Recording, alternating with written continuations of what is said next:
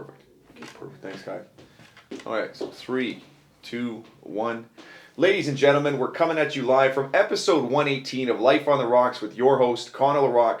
Today's featured guest in the hot seat is Joe Drago. Joe, how are you today? Great, Connor. Thanks very much for inviting me. Anytime. This is past due. Me and Joe have been waiting to do an interview for quite some time. For anybody in the city of Greater Sudbury who doesn't know Joe, he was the former chair of Hockey Canada. This gentleman right now currently is the president of Foyer Inner City Home, so a local charity we work with here in the community. To start this off, get the conversation rolling, what got you started in your career, my friend? Well, my career was, Connor, I probably had 4 careers because I didn't know what I was doing half the time. But I went to Clarkson University on a hockey scholarship, and when I graduated, in my graduating year, I had planned to either try to pursue a career in hockey or to go to law school. And my coach from Sudbury at the time was going to get involved in building a school in Sturgeon Falls, and he called me and said, would you like to come and help me start a hockey program and teach? I had a degree in business, was getting a degree in business, and wanted me to teach math and accounting. So I was on the verge of getting married, which didn't impress my wife-to-be to go to Sturgeon Falls. Right. But anyway, we both decided we were going to go there, and we stayed for 5 years. So after I left Sturgeon, I got a call to come to Sudbury. Jim Smith called me to see if I was interested in coming to LaSalle Secondary School to head up a guidance department, and I did that. And I was here a short time, went to Chelmsford, and at Christmas time, the principal at Chelmsford was hired to build Nickel District. Okay. So I was jolly on the spot. I became a principal at a very young age, and that was my educational career. But in the meantime, I was coaching high school hockey and having some success, and Bud Burke was in the process of buying the Niagara Falls Flyers to move them to Sudbury. Okay. And he called me to go to lunch with him and Barry McKenzie, who I didn't know personally, but Barry was with Canada's national team with Father Bauer, and Bud was hiring him as to be the coach and manager. And he asked me if I'd join the group and become the director of operations and coach the Cubs, their junior B team. No kidding. And I did that. And the following year, Bud asked me if I'd become the general manager, and I spent 17 years with the Wolves, and Barry was the coach. And we just had 1976. They haven't had a team like that yet, but it was just a fantastic run. Probably. We had some bad years, and of course, you know, in sport, you're a hero when you win, and you're a bum when you lose, and right. We've been both heroes and bums. How was it? Like at that time too, hockey was like really, it was more raw. You could go out there and you get the goons out there, and it was probably a lot of fun. But fast forward now too, then being a former chair of Hockey Canada, how did that come to be? Well, I took a year off. My wife and I took a year off, and we traveled. And on the conclusion of our trip, we were pulling into our driveway, and a fellow that coached me in midget came into my driveway, and he said he was involved with the local junior league, and they were having some real serious problems. And he asked me if and that was the day I just got home, if I'd come to a meeting and give them some guidance and mentorship. So I went to the meeting, and it was obvious that they were in a state of they didn't know what they were doing, and the league was fledging. Players from Sudbury were leaving to go south. Nobody wanted to play here. The league was like Slapshot, etc. So I decided with Johnny, my former coach, that maybe we could restructure the thing. They didn't have a commissioner. They just had a bunch of guys that yelled and screamed at each other at meetings.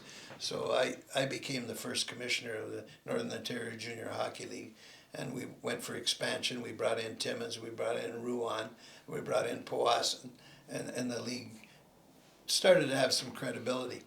While I was the commissioner, it was very obvious that our league was not really respected and not really treated civilly by Southern Ontario. So I started to attend the OHF meetings as an observer because I didn't belong to the NOHA or any member partner, and I was really a call in the wind. But I sat in there as an observer for the whole year. Dr. Al Morris was the president of the OHF, and he knew me from junior hockey, and he ran a junior team himself. So he said to me, you should be coming to these meetings as a voting member. I said, well, I don't belong to any association, and I'm not eligible to run for a position.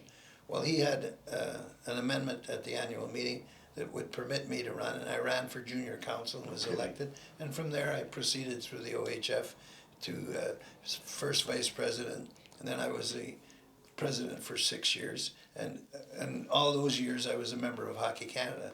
It's wild. So at Hockey Canada again, I had guys say, "Why don't you run for an executive position?" So I ran for the executive vice, and then I ran for the president, or the chairman, they call him. Totally. So, Or go ahead. in total, I had about, with OHF and everything else, I spent 20 years with Hockey Canada. That's And wild. it was just a wonderful, wonderful experience. I traveled all over the world. I met Unreal. all the top guys in the game, in the international game, and to this day I keep in touch with a lot of them. What would you say, Joe, would be, some of the things you noticed from some of the top guys in the game? Like, what were some of the traits they had or some of the secrets that you noticed in them? Obviously, working with some of the best, you start to figure or see different patterns in them. Like, what are some of the things that these people did or that you noticed that kind of left a mark working there? Well, the thing that really made me feel good about our game was the World Juniors, first of all. That was my first baptismal that I traveled with the World Junior team. That's fun. And when you're with guys like Crosby and Connor McDavid, and you get to eat and sleep and talk and do things together, and you see the passion in them, and they're playing for their country. Then going to the Olympic teams, and these guys are so committed to Canada. And they'd pay you to play on the team. We had guys that would call and were annoyed that they weren't invited to try out, because you can only have so many guys on a team. Totally. And there's so many super duper stars. But when you go in the dressing room after a victory, a gold medal game, and you see those guys, and they're so happy and they're so proud that they represent Canada. It just makes you. I stood on the ice for many games to get gold medals. And I'll tell you, your heart just fluctuates when you see that flag going up and the national anthem played. It makes you proud that you're involved. So I truly enjoyed that. And my wife was alive at the time, and she traveled with me all the time. So it was a great way to go. And wow. This morning I had a text from Scott Smith. He's the second in command at Hockey Canada. He said, "I'm just interviewing a guy for a coaching job, and he told me that you had this tremendous influence on him as a junior when he played for the Wolves." So wild. It's nice to hear those things. It is, especially when it comes full circle like that. I mean, you've done so much, and then getting around those athletes. Do you have a moment that in your career specifically that you sit back and it was probably one of the best working with those athletes? Like, was it the Olympics? Was it playing in Europe? Like, do you have what would be one of those moments where you sat back and you're like, wow, this is incredible. I made it. Yeah. Well, I thought. When Connor McDavid came onto the World Juniors, I was so impressed with him as a player, but also as a kid. And his parents were there the whole time we were in Russia, so I got to spend a lot of time with them. And to this day, I keep in touch with Connor's dad. Right. And now I tell everybody that Sudbury was such a big influence that he's going to marry a girl from Sudbury. Totally, yeah, no, 100%. Anyway, that team, to see Connor, and I don't hesitate to say that I think he's the best hockey player that I've ever seen. Right. And they say, well, Gretzky. I say, he's better than Gretzky. Right. Because not only is he a terrific player, he's strong, and you don't push him around. Like Gretzky always had somebody guarding him. Right. I mean, he was a sniper and a great hockey player. But Connor's all around. I've never seen a guy that can shift gears and be in full flight in 2 strides or 1.5 strides. And he's got moves that you wonder where the heck they come from. Totally. And he's just a tremendous person. So that team, it was so nice to have that ability. And at the time, Russia was pretty tense there because of the Putin. I remember the night he came, the opening night he came to the game, they had 1,000 soldiers around the building. And, we couldn't do anything but play hockey and mind our business. Yeah. No, that's pretty. But it was wonderful. So I enjoyed that. And then when you start going to the World Championships, you got all the best athletes in hockey there with their families. And Hockey Canada does a wonderful job treating the families and the players. And they don't get paid. They're there playing because they want to play for Canada. Totally. And then my other experience that I really loved was getting involved with the female game. Right. And I saw very quickly, Connor, how our female team and programs were not fair. Right. The guys were living like kings and treated like kings, and the gals were really second rate. Right. So by traveling with them, I saw how these girls were darn good hockey players. And I said to them, if they cut the pigtail off the back, you'd think they were guys skating up and down the ice. Yeah, yeah. And they shot as well as a lot of the guys. Right. So I was very pushy at Hockey Canada that we should be giving more money and being more involved with the female game. And again, Sudbury, Jennifer, Tessa, I mean, Right. we've got them right here in our own town. So it was really very, very important that the ladies' game improved, and it's first rate now. I mean, I love watching them play, and especially Right. when they beat the pants off the U.S. I just love it. That's the best too. Yeah, you get involved, and hockey's a good community too, right? So Oh, it brings yeah. everyone in. Well, you know, I always say hockey's not a sport; it's a disease. Right. Because when you're in, I sit now, thanks to the Wolves giving me a nice seat in a Yeah, yeah. lifetime. I sit there and watch these people around me. They're fanatics. I mean, Right, yeah. they want to jump up and over the glass when there's something they don't like. But it's a great game. You see juniors. I always felt that, boy, if I had a son, this is the way to grow up. Right. You learn how to work with people, how to be a team player, and how to know what is right and what is wrong, and it's just wonderful. What would you recommend to the younger generation? So these up and comers that want to, be professionals, they might want to be, make the NHL, and then maybe some of them aren't cut out for it too. They might not be good enough. Like, what would your advice be to that younger generation looking at these stars, trying to make their way up through the ranks, just in life and in hockey as well? Well, when I was at the OHL, Sherry Bassett and I talked a lot about scholarships and keeping kids in junior hockey, because those that wanted an education, like Dave Taylor, I say Dave, I remember going to talk to Dave. He's a kid from Levac, and his dad was convinced that he was going to be a hockey player, but he was going to get an education, and rightly so. So the OHL and the Canadian Junior League now have a program that kids can consider, because I think there are different avenues for different people. Some kids need school, some kids don't need school as much. Right. But I say you have to have both if you can. Totally. And now the days are over where they don't look at players here or there. They look at players. If you're a hockey player, they look at you. They know all about you. So if you're destined to play junior and you want to play junior, you can do that and you can get your education paid. If you want to go the American route the way I did and get all your education paid and graduate, that's great Awesome. too. So I think, as I said, you pick the avenue that suits you and you develop yourself. But the contacts I was able to make through hockey have been really tremendous for me personally. I mean, I do a lot of charity work, and my contacts are really the key for the charity being successful, because I call Connor, I need this, you're my buddy, can you do this for me? You never say no. And Of course. I always say I've never been shut out. I go for a donation. I know I'm going to come out of that room with something. I might Right. go in asking for 10,000. I might come out with 100, but I always come out with something. Right. Sudbury has been fantastic for charities, and everything is successful that you try here. It's huge too for the audience out there, Joe. You're probably one of the best connectors I've ever met in my life. I always go in there for the audience listening to. Joe is one of the best that work in the room. That you're always out there. Like, what would your advice be to people to be able to connect more and be able to have an impact? Because as you see, like you said, you have that Rolodex where you're talking to people. Hey, can you help me out? Or here, things like that. Like, there's a lot of people in the audience that they might be scared to put themselves out there or try to ask for things. What would you recommend? Well, I think the first thing is you have to like people, and you have to feel positive about people. Right. There are a lot of jackasses in the world, and I know a lot of them, and a lot of them might think I'm a jackass, but there's more good people, and I like to wander around. Like if I'm in the arena, I like to talk to people, so Totally. I go out. I remember my first job as a principal, my boss said to me, you know what your role is? Make sure everything's done, but you don't do anything, but be visible. Right. And, he said, you don't even need an office. Right. And so in school, I was walking the halls all the time, talking to kids, talking to teachers, talking to janitors, talking to the ladies in the Right. cafeteria.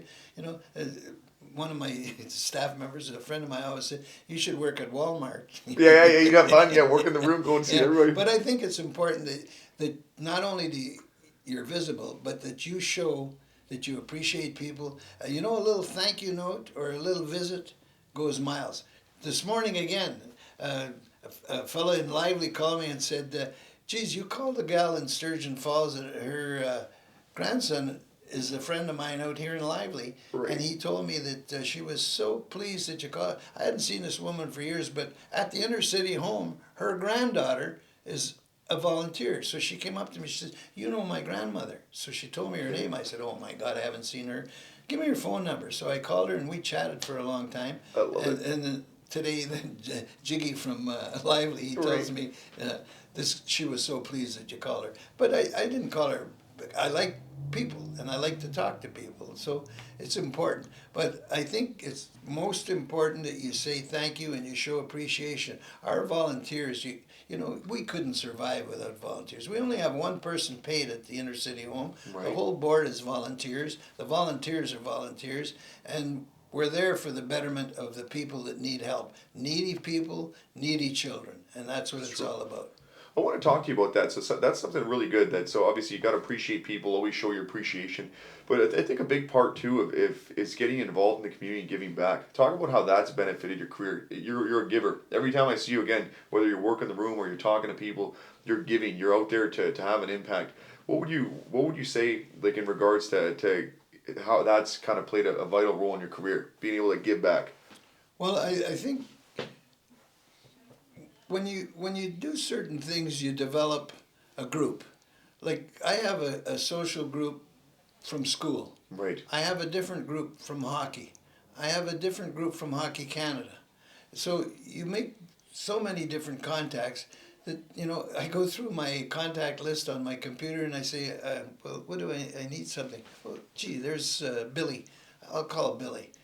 And that's what you do. And, Right. you know, this last fundraising venture we had, like a guy like Perry DeLise and Mike Doyle Chrysler, they come through as sponsors to kick off the campaign.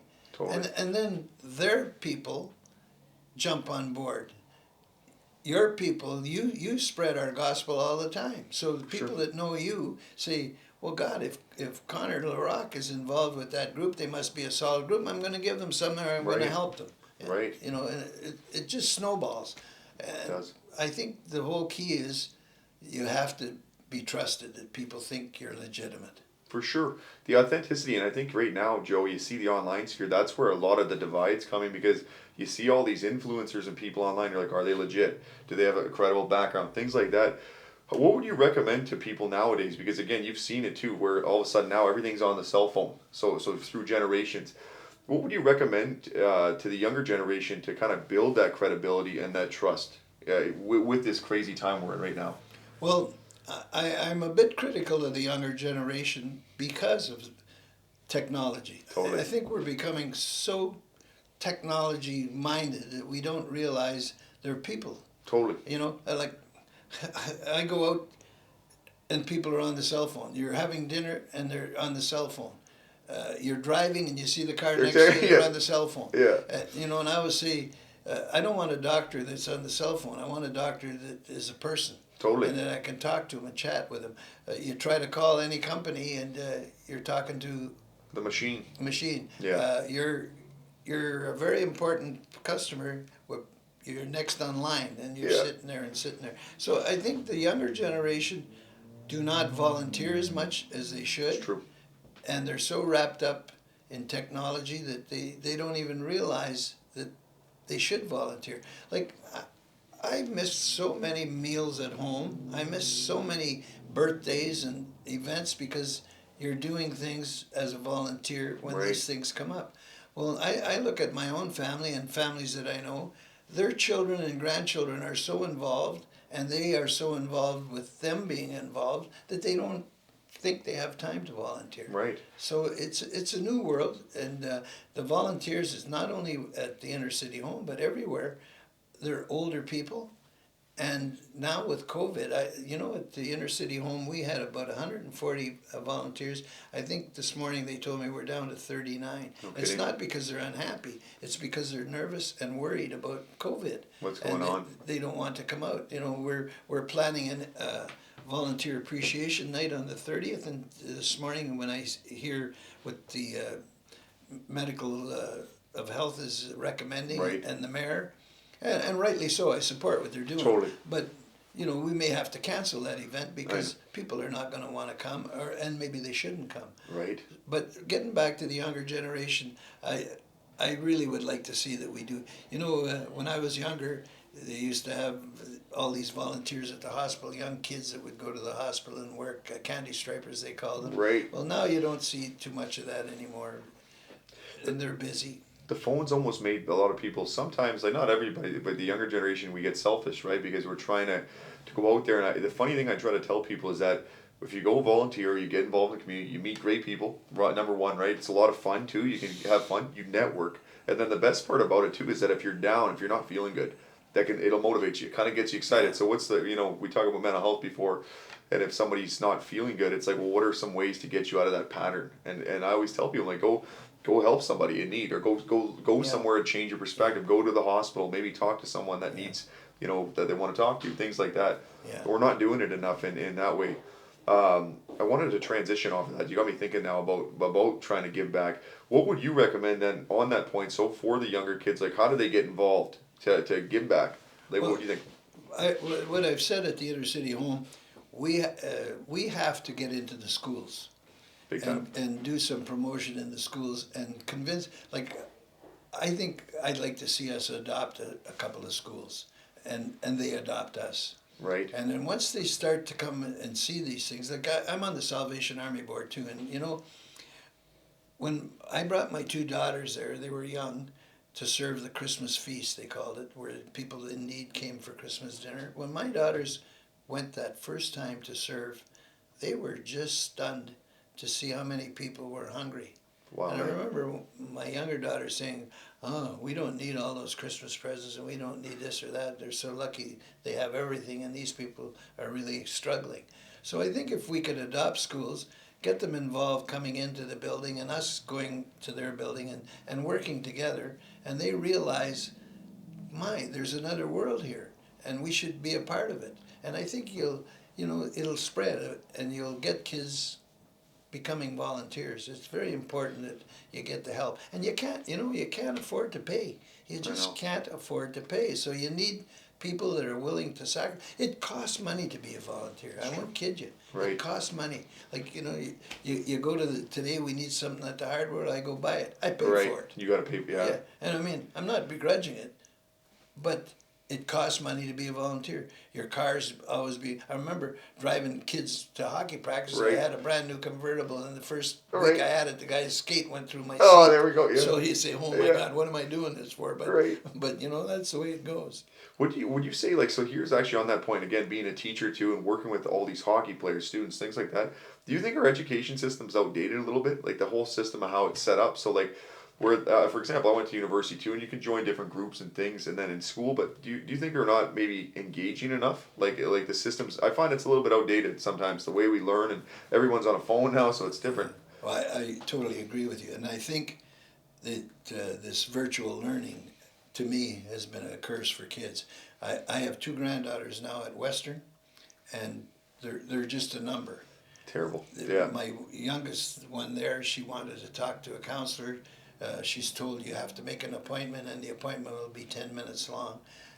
That's not the way it goes. And they're paying to go to school. Yeah, and these kids, they were not prepared the way they should have been, because the virtual learning, in a lot of cases, I thought kids were not learning at all, and they were not participating. And homeschooling, I have a lot of friends that like to dump on teachers and say, Right. "Oh, you got a great job and you got a great pension." Right. But they're learning now what it's like to be a teacher, teaching their own children, Right. and it's not easy. Totally. Yeah, so I think the education system has to change. It has to be more personal, and I think it has to get rid of cell phones and stuff in the classroom. Totally. Kids, I've visited schools where one kid is talking to another kid the third row over on the text. Yeah, engaged, and then they're Yeah, not paying attention. yeah. I noticed that at university, even from a different level, where I'm sitting there, I'm in my class, everybody's on a laptop. I was the only guy that always went in. I learned it from this lawyer in the city. His name's Dr. Dale Braun, really great teacher, one of the left a real mark on me and students. I would show up to class, I always had my pen and paper, because I was like everybody else, they're stuck on the laptop, distracted, getting whatever dings. And that's actually what got me into marketing was because of that. I'm like, everyone's on this phone. There's got to be something Yeah, there. yeah. What do you think? So in terms of that, so the education system being outdated, I actually want to transition off that because I wanted to be a lawyer in my career too. You almost went down that road as Yeah, well. yeah. Can you talk us about that? I just think it's an interesting story. Well, I had a degree in business administration, and my wife we were just going to get married. She said, I don't know why you want to be a teacher, because you're not cut out to be a teacher. You're more cut out to be in the business world. And she was a teacher. She taught a year before I graduated. And I thought probably I didn't pursue it because of my coach convincing me to come to Sturgeon Falls for a year. He said, just come for a year and help me get the programs going. And actually, I wasn't. 4 other guys that he had coached came to that school as well. So we were like a little group of old friends, you know. Yeah. But I started to coach, and I got into guidance my first year. And the second year I was going to leave. He said, what would it take to keep you here? I said, well, I don't.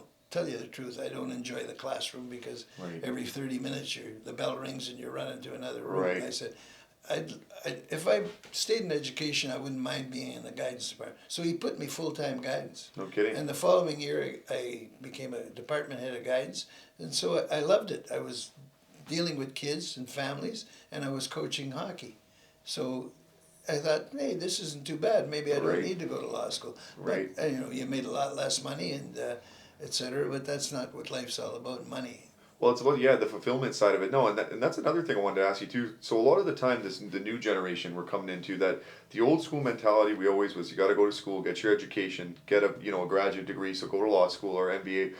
What would you say to those kids out there right now that are sitting there thinking, well, I don't know if I want to go make that investment. I'm not too sure. I'm not clear. I'm a big believer myself as I say, hey, try to go find a mentor because I'll go try to find. So if I want to be a lawyer, go talk to a lawyer. Go get around that person, see if that'll help you. Like, what would your advice be to those students nowadays in this generation? Do you got to go to graduate school or should you? Or what do you think? Well, you're right on what I'm thinking with my 2 granddaughters.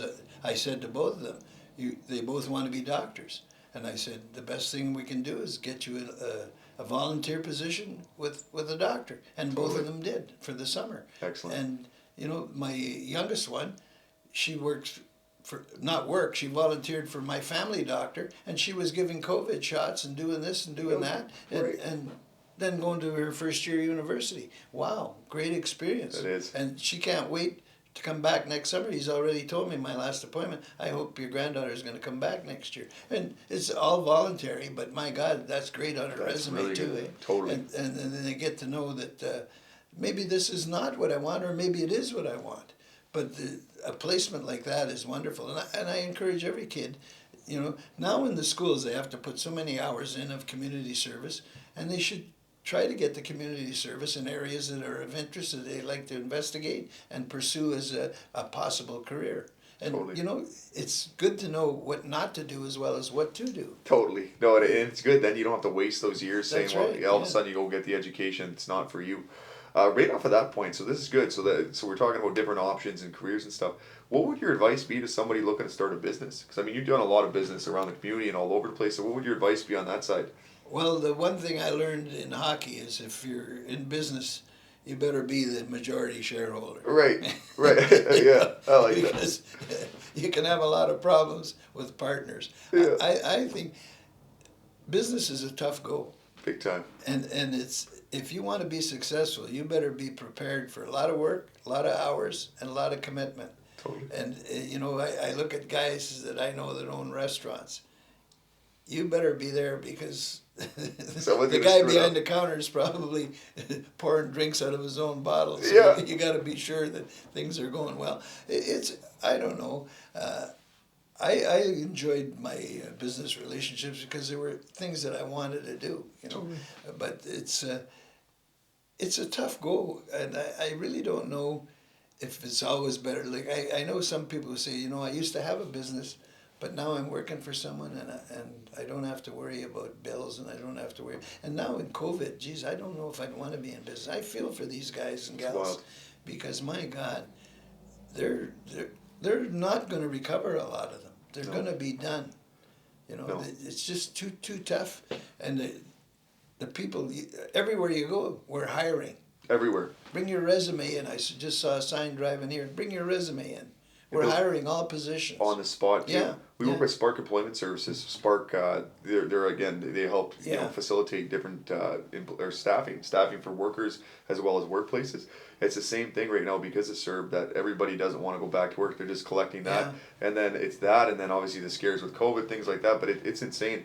Well, I was talking to an accountant yesterday at lunch, and he said that their firm, people don't want to go back to work. They want to stay at home and work from home. Right. So what does that mean? Buildings are going to be vacant. Totally. It's already coming up. You see it everywhere. Yeah. And people are working from home. There's no socializing with your colleagues or friendships.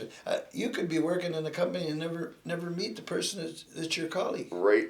You know, that's sad. It's not good for mental health too. No, not at all. How do you have any advice for that side of it too? So that we are in this generation. Obviously, there's been businesses impacted. We get the call all the time where the business might have to pull the plug. Or like, can you save it from the marketing standpoint to get them more business? And I've had to make that decision and say, I'm going to be totally quite honest. I don't know at this point if you're going to be able to do it. Like we'll give it our last kind of effort for it, but you see a lot of struggle with that. Going again, so with that side of it, so obviously COVID's hurting businesses. Then the mental health aspect. Something I want to touch on with you is, do you have any advice for anybody struggling with their mental health? I mean, you've been around hockey players and tons of people, on that side of it. Anyone struggling, what would your advice be to those people if they're suffering mentally? Well, before I came here, I went to the inner city home, and a fellow that I've known for a long time is coming down the steps. And I said, "Oh, you volunteering here?" He said, "No, I'm taking a course." Right. I said, what course you taking? Self-esteem. And I said, jokingly, God, I know you for a long time. You don't need it. He said, if you know what I'm going through, I need it badly. Right. So, they're struggling. I saw a lady the other day at the home that she was just so destroyed. She said, I can't exist. If you guys don't feed me and somebody doesn't put a roof over my head, I can't exist. Right. So they don't. How do they recover? When you go by Memorial Park, what are those people going to do in the winter? They're going to die in those tents. You can't sleep outside. Right. Yeah. And they're already dying. 2 or 3 of them have already died, and it's very sad. It is terrible. Yeah, you see the crosses coming up all around downtown. Yeah, it's so sad. I didn't even know much about the inner city home either when I first came. And when I was asked to go to their workshop, and I went there, and of course there's just the board there and a few guests. But then I went to the home as an invite and met some of the people. Right. And the kids. That's what gets me, the kids. Yeah. And, when you're trying to raise money and it's for kids, everybody wants to help you. Right. But what really got me was I guess I probably had a crappy attitude about the guy on the corner panhandling. Right. Thinking, well, why the hell doesn't he get a job? Well, maybe he can't get a job. Maybe he's got a sickness. Maybe he's an addict, whatever it is. And you get to have a different perspective on your feeling about people. And there are a lot of people that are good people that are in need.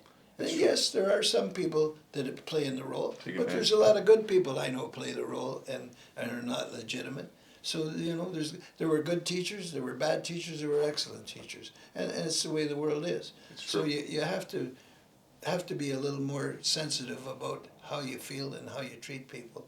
And a lot of people now with COVID are going to be in need of help, counseling and other things, and helping them, propping them up to gain some self-esteem again. Well, you see it everywhere nowadays too, and it's like we have that innate nature to want to judge people for that. And it's like, well, at the end of the day, you don't know their story, where they came from, and we're seeing it more so than ever. Because I see a lot of this from the mental health aspect, and I'm looking, I'm like, the numbers are rising with this. People are losing their job, and it's just creating this kind of tumble of problems, right? So I'm always looking for different ways that we can engage and say, okay, maybe this is a way to give back. So how would somebody, for example, like if we want to work with the inner city home, or they want to, send or donate or send services over, how do we do that, Joe? Well, if you want to volunteer, and we certainly need volunteers, you just have to call the inner city home, and they're happy. When I left, our ED was on the phone speaking to people about volunteering. We've opened the new Sudbury site now, so we need help out there. The people that come to us come from all over the greater city of Sudbury, and so we had to open the new Sudbury site because they can't get downtown. They don't have wheels. They Right. don't have bus passes. They don't have transportation of any kind. The other day at the home, I saw a lady with 3 bags on the floor, and her husband was getting 2 more bags because you get food for individuals. Right. And I said to them, where are you going to go now? She said, we're going to walk to our home. Where do you live? Gatchell. They were going to walk from the inner city home to Gatchell, Way out. carrying 5 bags. Yeah. And there's cans in there and heavy foods, you know, but they don't have a chance if somebody doesn't help them. It's true. Yeah. So, you know, I think if we can get people to volunteer, and I'm so pleased, you know, I spoke at the Legion one night, and a guy came up to me and says, you know, I give a donation every month off my paycheck to a certain organization. He said, I didn't know about the inner city home. I'm going to give my donation there now. He said, would you be willing to come and speak to our union guys? I said, I sure would. And hopefully some of them will decide to take money off their check monthly. It's just a small amount, but every amount becomes It a adds bigger up. amount. It all adds up, Yeah. right? There was a guy walking by the house one day. I was outside with the ED, and we were looking at putting signs up on the lawn. And he stopped and he said, I saw your press release the other night. He said, and I can't volunteer because of my job, but Right. I'd like to help you. And he handed us $100. Never nice. And you know how many people go by that house and drop off $20, $30? And you know, every dollar we get buys $3 of food. Right. So we're happy to get cash because we can get more food and help more people. Well, And that's now excellent. at the house, we're not just serving cans. Before you didn't have facilities for frozen fruits and frozen meats and that. Now we have all that. So when you come in today, you'll get your bags of staples. Then you can get eggs, you can get milk. That's you can great. Get fresh fruit, and people are very, very pleased that they have some nutrition. Can you give us a breakdown of the inner city home, like the services and things, just for anybody out there that might not know exactly what the inner city home does? Well, we offer these programs, and all of the people that are in the programs, they come for nothing. They're referred to by agencies or Right. the hospital or the courts. They're sent to take programs, and Bruno Michel coordinates all the programs, and all the teachers in the programs are volunteers.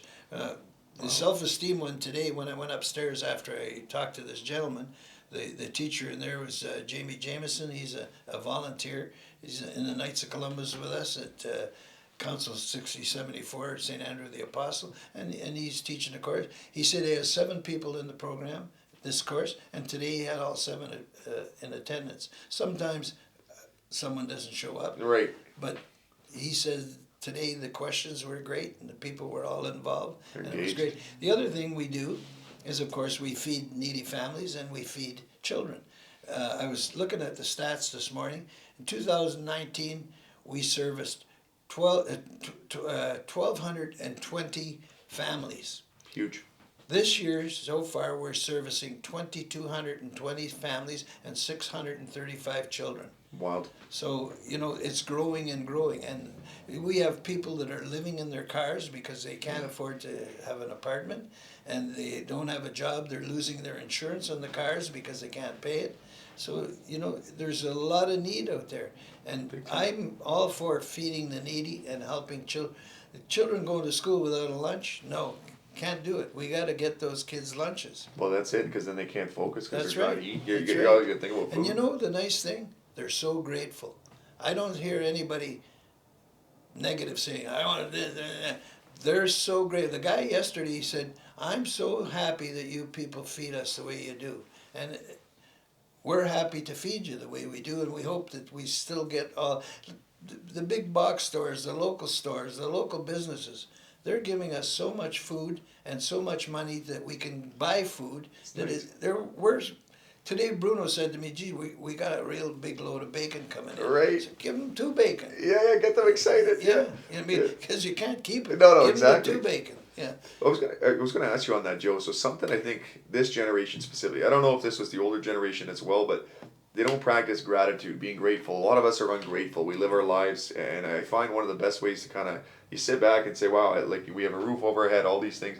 What would your advice be for people to start, being more grateful? Is that something you see all the time? It's like, oh, well, I don't have this. I need a new car. I need that. Like, walk me through that a little bit. I use the word entitlement. There it is. I Yep. think there's so many people feel that they're entitled, and they don't appreciate. And I said earlier, they don't know how to say thank you. Or It's true. they don't know how because they don't do it. You know, as a school principal, I had one thing that I did religiously. Anytime there was an activity or an event that anybody in the school or the whole school participated, I'd go home at night and write thank you notes to the whole staff or the group that were in there. And in the morning, I'd go to school early every morning. I'd put them in their mailboxes. I had a That's really teacher nice. tell me not long ago, she hasn't had a thank you note from her principal since I left. And that's a shame, because you know, when you thank them and show appreciation, they'll go through the wall for you. Totally. And they'll do anything. And if you're having an activity in the school, the principal doesn't sit in his office. He's out lifting pop cases, Working the greeting people at the door, doing whatever has to be. Oh, we need something down at the grocery store. Everybody's working. You get in your car and go to the grocery Right. store and get it for them. You know, but then they say, well, God, if the head honcho, so to speak, is getting off his rump and participating, why shouldn't I? You know, when we ran that performing arts program at Sudbury Side, teachers were coming out, they wanted to be a part of it. Right. You know, but myself and the vice principals, the guidance head, we were there for every performance, working, keeping everybody happy. Then the teachers all get, and you know, the morale just goes. Through the roof. Yeah, oh yeah. That's the way it should be, too. You know, I always say, my philosophy in life is you got to work hard, but you have to play hard. And if you don't do both of those together, there's no team. You're right. And I always say there's no I, and Tom Rennie taught me that at hockey camp. There's no I in the word team. All right. No, 100%. Yeah. Right off of that, Joe, so this is an important question. So because you've done so many things, if you were to talk to your younger self, going back, so let's go back, 30 years, what would you tell that person? If you had any pieces of advice or golden nuggets, things that you've learned in your life that you could offer to other people that you remember? Well, just in my own case, I think if I hadn't had good mentors, I probably would not have done the things that I did or even ventured into the areas that I ventured into. My first job as a principal was because of my high school hockey coach. Right. I became a principal. And I remember when I was appointed principal, he took me golfing. We never got off the first hole. We sat on the bench and he gave me the best advice I ever had. He said, your role is to make sure that everybody's happy and everybody knows what's best for your institution. And he said, I'm going to tell you the key to success. When you work with people, and especially your superiors, keep a book. And in the book, the left page says things to do, and the right is things not to do that you see that person who supervises you, how he operates. I still have a book like that. Wild. And, you know, you learn a lot of good things that, hey, that's a good trait, I should be doing that. But that's not the way you treat people on the other page, and that's not the way you should handle a situation like this on the other page. And you know, that's a good way to make yourself successful. I like that. No, I think that's really good, and actually, like, that's something I should practice more. I always take notes too when I'm seeing certain things, like so you don't forget and remember. But I like that. Right off of that question is, what do you think in your mind makes a great leader? Because you've seen tons across the board. Like, what makes a great leader? Well, I think what makes a great leader is that people believe that you are legitimate. I've said that word so many times because it's a word that I think is so important. There are so many people. I hated people that came to me and said, "Oh God, I love your tie," and you know they don't. I call it sucking around. You know. Yeah, totally. I think people want to believe you're you, and the one compliment I've always had thrown at me is, "You say it as it is, and there's no BS from you." Sweet. And I like that because I like, if you think I'm a jerk, tell me. It doesn't mean we're not going to talk again, but let's be honest with each other and not phony. Totally. You know. It gets nowhere too, and there's no transparency. And it's Carl Jung, that old philosopher, used to say, he's like, it's you see, it's their mask, right? And then you'll slowly start to see the mask kind of crack or come off, right? I'll give you an example. Like you see some people probably in society where they'll be really nice to you, and then all of a sudden you're at a restaurant, they treat the waiter not that well, right? Certain things like that. Connor, I've been carrying this book since I became a principal. And if you see, all I have in it is all sayings and things that Yeah. I want to remember. Right, I like You that. know, and here's one from Henry Ford. I use it all the time. Coming together is a beginning. Keeping together is progress. Working together is success. So those kinds of things, when I speak, I throw these quotes in I like that. because they really are. And I got pages and pages of Yeah, them. yeah. Who was somebody growing up that really inspired you? Maybe My coach. the coach. Yeah, I did the eulogy at his funeral, and he was my mentor. I couldn't even call him by his first name all my life because I had so much respect for him. And he told me one time, he said, "You've got a lot of good qualities." He said, "You can be anything you want to be, and go after it." Big time. And he ended up, I lived right next door to him, and he was really somebody that I respected and appreciated very much. That's that's incredible. I think it's wonderful to have a mentor. One of my last questions for that. So some people too, they might not be able to find mentors. So what would your advice be to go find a mentor? Just go in the public and. Well, I think you talk to people who might reference somebody to you. I don't think you just go in the public and take anybody. Like you might have an uncle or a friend or an Lots of associate mentors, and yeah. said, "Geez, I'd like to get some information on this topic or whatever it is." And they say, "Well, I know a guy that might be good for you. Why don't we touch base with him and see if he's the one that could be a mentor?" I had a little brother when I played hockey at Clarkson, and spent a lot of time with him. We still stay in touch. He lives in Massachusetts. I live in Sudbury, but with technology, you can Keeps it Zoom easy. and you can do whatever you want and talk to each other. But it's important that you have somebody that you can feel comfortable with and that you can bounce things off there. You might think you know everything, but you don't. And, for sure. and a lot of times, I used to take, before I lose my cool on an issue, I'd want to sleep on it for the night. Smart. And then get up in the morning and reread it and make sure that, are you sure you want to send this out? Right. Are Yeah, you sure you want to say this? And maybe, I better call my mentor and see what he or she thinks about this. Right. Yeah. No, I really like that too. So that's actually really good advice on that side of it too, because then you get a fresh set of or a fresh day, so you Yeah. can think about it a little bit. Like even after this call, I have a life coach I deal with, like specifically just for trying to help me kind of get focused on some things. So like that's my coach on that end, because you look at like any great players or anywhere, they always have a coach. Yeah. So I took that from Tony Robbins actually. Yes. Was the one. Tony was the one. He said or when I was at one of his seminars. He said, after this, make sure you go get someone that keeps you accountable and a coach. So I always throw things at him and we get a good relationship. And the biggest thing he actually said to me too, he's like, make sure you can vibe properly. Like, so you guys are on the same level, not on the same level, but the same wavelength. So you have a good kind of back and forth. But this coaching has become very big now. There was a time when no one even knew what Right. does a coach do? Right. Does he coach the hockey team or the football team? You're right. But now it's very important. Coaches are critical. Big time. Yeah. I do with a lot of the younger generation. Like I try to bring them up. I used to go teach in the schools, and I just try to get them focused. I'm not in here to try to motivate them, get them kind of clear, because I think there was a lack of direction sometimes where you're like, oh, your parents are pushing you one direction, but you're inspired over here, and those type of things. One of the closing ones I want to ask you, this is a good one too. Do you have any books that you recommend to the audience out there that have left a significant impact on your life? Well, I'm reading a book now that a lady gave me.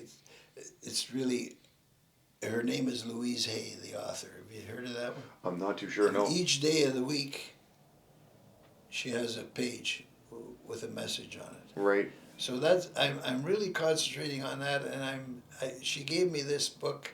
I guess it was February, and I've been reading a page every day, and there's so much in there that really makes sense and hits you right between the eyes. And most of the time I read that page a couple of times. Right. And she often says in the page, go to a mirror, look in the mirror and say this to yourself as you look in the mirror. And boy, do you ever think about things. It's true. So, but I've been so busy that I haven't been reading, but I'm a big guy to read magazines. I love sports magazines. Right. I read those. And I love movies. my dad was a projectionist, so I've been No in kidding. movies all my life, and I do love movies. So if I have a free time, I try to go and watch a movie. That's the way to go. Did you see the new James Bond? You a big No, fan? I haven't seen it yet. Oh, that's a good one. Yeah, No, yeah. I'm a big fan on that. So that's really good. Yeah. Well, now I'm getting a little concerned with these series because they kill you. You can't turn away. You watch all I night. know. Yeah, that's like Netflix. Hey, you Yeah, get sucked into that's it. what I'm talking about. Yeah, totally. I think one night I must have watched 8, 9 episodes. I believe it. Have you ever seen? You remember the Danbury Thrashers? Yeah. Yeah. So they had the documentary come out with that. I figured you liked that with all the goons they had on one team. Yeah. What are the last questions? So to close this off, Joe. So first and foremost, I just want to say I consider you kind of a mentor of mine in a lot of ways too. From a lot of things I've learned, and just being able to watch you too. And Joe, you've been very helpful in my life. I needed something too, and for an event, you're like, oh, call this person. You'd send me over like that, and I have nothing but respect for that. Not many people nowadays, right? They know how to. They won't go out of their way for stuff like that. Well, so. you know, Corey Hirsch, he's so appreciative that you had him. And I see he's got a big job now in the NHL. He's doing the Seattle broadcast. That's great too. Yeah. So, but he was pleased that we called him and you got him on your podcast. And the thing is with those guys like that too, they're just real. Even like Theo Fleury, like I built a good relationship with him after. Well, you know, I didn't know him, but after dealing with you and going on those sites, I was really totally impressed with him. He really real deal. They're very raw too. When I talked to him, spiritual, and it was interesting at first when I first interviewed him. You get a different kind of feeling for people too, right? And just the way he was, and you felt a good vibe off him. He's done it and he knows. And he's like, well, don't stay in your head. It's like get outside. Well, the other thing that was nice about your was that you had a real variety of people. They weren't all hockey players and jocks, you know. No, for sure. It was very, very good. I enjoyed that very much. I appreciate it. We're gonna do another one too. I'd like to do one live, like in person. Yeah, that would be good. It'd be nice, like it's the only thing is coordinating with everybody. Yeah. Maybe do one live at like a Caruso Club or something, you know, and I think you'd fill the place. I think it'd be really good. I think people need it. So, and I wasn't expecting it to go where it did, like really into that dark place to really showcase to people. We had a lot of feedback from it at the end. Well, one of the best guys I've ever worked with is Tom Rennie, right? CEO of Hockey Canada, and you know he'd be willing to come here anytime and help us out with an event. We'd love it. I'd love to do it. We'll do one. We're past due on that one too, Joe. Well, he's a first-rate guy. I love to hear that too. Yeah. No, well, first and foremost, I just want to say, Joe, thank you for coming on my show this afternoon too. Juanes, you've done a phenomenal job in your career. Again, you're somebody I look up to, and just the way you work the room. That's something and I say that in a good way. I like that, the way you're able to go and you move, and that's always been something that inspires me to go out in the public and be able to give back. Do you have any closing remarks that you'd like to close off with? No, well, I'm just very happy to have a chance to sit down. I guess I rambled a lot, but no, it's nice to reminisce and to talk and to throw out your feelings. And I appreciate. I really want to tell you honestly how much I appreciate what you do for the inner city home, because we could not survive financially without the things you do for us. Honestly, I appreciate it. I'm glad we connected too. I'm glad that we're able to give back on that, and it's like you said, it's when you can help, you help, right? And that's always been something, and it's to find the groups and get to work with you guys and your great board. We can't thank you guys enough too to allow us to help you guys out as we can. Stay tuned, guys. Actually, we have a really nice video going to be coming out, which you're in it, Joe, too. So I'll send that to you this week. But no, thank you for everything, and we're very appreciative to work with you as well. Good. And the last thing I'd say is, if you want to volunteer, we need you. Yeah, we'll put that in the plug in there for say. Yeah, that'll be good. Well, thanks again. Okay, thank you. Cut. There we go. That was excellent. Good. No, it's good to get to know you on that side too. I've been waiting for a while because I've interviewed lots of big hitters and different people, and it's nice to see. I always was wondering about that, like more of your story, because I haven't gotten to capture it, like what got you started and things like that. Yeah. Yeah, that was good. I'm just gonna turn this off. I felt bad. I was mid interview there and this thing was going off. I'm like, oh no. Oh, I didn't hear it. Okay, I'm glad. I just want to make sure that was the one thing. Yeah, no, I didn't hear it. I'm gonna do one thing. I'm gonna get Kaya to come take a photo. Hey Kaya, can you just take a quick photo? So turn it off and then we'll get a photo. I'll post that there. It's nice. Okay, good. Yeah, that was excellent. Good. There we go. That was good.